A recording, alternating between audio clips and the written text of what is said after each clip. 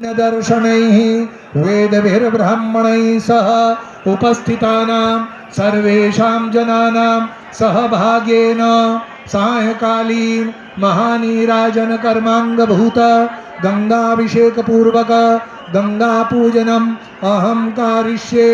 तत्रादौ निर्विघ्नतापूर्वक कार्यसिद्ध्यर्थं गणेशाम्बिकयोः स्मरणं पूजनं च कारिष्ये।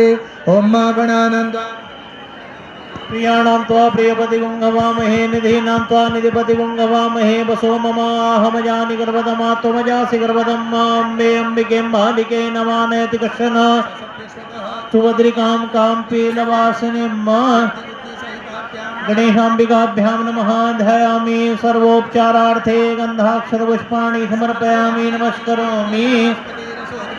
गन्धाढ्यो गन्धोत्तमाग्रेय सर्वदेवानां धूपोऽयं प्रतिहय्यतां भक्त्या दीपं प्रेक्षामि। देवाय त्राहि मां निर्यातघोरादिपरज्योतिनं धूपं दीपं प्रदर्शयामि। हस्तो प्रक्षालनपूर्वकं नैवेद्यं शर्कराखण्डखाद्यानि दधिक्षीरकृतानि च आहारो नैवेद्यं प्रतिहय्यतां। नैवेद्यां ते आचमनीयं मध्ये पानीयम् उत्तराभूषणम् हस्तो